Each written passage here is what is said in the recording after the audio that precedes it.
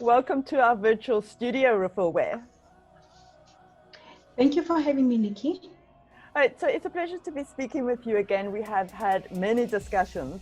So Refilwe, once again, you are the Executive Director for Public Works at Emfuleni Local Municipality and the current President for the AMEU. And both of these are very key roles in the industry.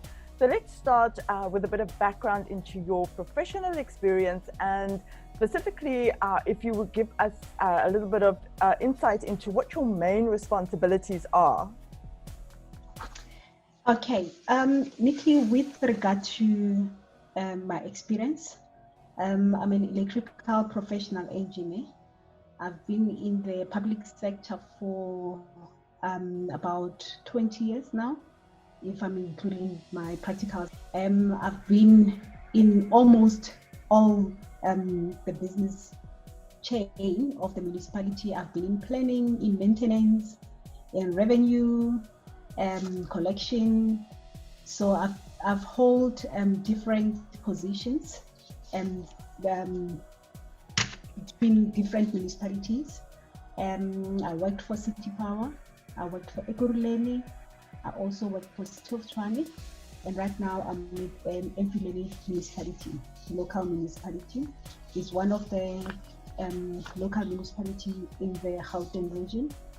I'm employed as Executive Director currently for Public Works, which Public Works includes Electricity Department, Roads and Stormwater Department, Environmental Management and Planning Department, which deals with waste and environmental management. Also the President for the AMEU, which is one of my where I volunteer my time, making sure that I give back to the industry. I also work with EXA, whereby I do assessments and interviews and all that for the incoming engineers. And I'm also involved in various committees within the industry, electricity industry. So you are definitely somebody that is very involved in the sector. So I'd just like to touch on around the COVID-19 pandemic that we are currently all experiencing, and how has this affected you personally as well as professionally, considering that you have so many roles to play? COVID-19 has caused us human terrain crisis, which in turn has impacted the business, both the government and the private. It has disrupted the global supply chain. It has it's impacting every day of our life, the flow and the market of everything. Mm-hmm. Personally, I think the way we are going to do business going forward, it's going to change drastically. For instance, we really need to, really get, do we really need to go to the office every day, or can we work from home? Because this has taught us that we can actually do much from home. You can log in, have your meetings, and connect with a lot of people without driving around. And I think in terms of the carbon footprint, this is one of the things that I think it's going to benefit the country, because I think it's going to reduce that. I think also most of the time the future arrives gently. We work remotely, as I said.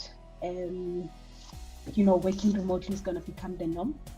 Having conferences will be one of we're going to have them visual, and with that we're going to see more people joining conferences, because we understand that the economy has went down and people are unable to travel. So with COVID-19 showing us that we can really do it visually, and we can share more with obviously our counterparts, and gain more from this. We have seen that most of universities currently, people that they holding their classes visual, and people are learning and life goes on. Exactly. And you mentioned earlier that you do interviews with young engineers. So I have a question around young women in the energy sector, and how do you ensure that they are part of the task forces that are looking at COVID-19 to basically ensure that the gender lens is provided within the solutions? This is one of the areas where it's my passion. Being the ex-chairperson of the Women in Electricity under the AMEU, it's one of the programs that I really liked. Historically, we have seen engineering that it was male-dominated industry, but recently we have seen that young girls are taking up the challenge of actually joining the industry. And we've seen that they are a good match, towards their male counterparts. They challenge them. I think with our women in electricity, what I see and what we're planning, actually, we have about 257, if I'm not mistaken, municipalities, whereby we want to make sure that all the women are connecting. We've seen that previously it was a challenge in terms of them traveling, in terms of them meeting, but with COVID-19, this is an opportunity for us to reach all of them, to make sure that we share with them our experiences, we mentor them. So this, I see it as an opportunity for us. We have actually started, I think, last month, whereby we are preparing for COVID-19, because it's new to us as the industry, whereby as the AMU, we had meetings, a virtual meeting with all our members, whereby we had ESCOM as well as part of that meeting, for us to share the experiences in terms of how are we dealing with COVID-19, how are we going to make sure that everybody is safe. So we shared the presentations and all that. So I see this as a great opportunity for us to inspire young women. It's new to us, obviously, and we need to change a little bit the way we're doing things and find ways as to, how can we connect more with them, and even the university students. It is so easy to feel a bit isolated during this time, but we have the digital resources available to us to facilitate all of those communications and dialogues. So this brings me to a question around what your advice is to others in the power and energy industry on your experiences during this time. And is there perhaps a mantra or a quote that holds you strong in terms of your energy levels?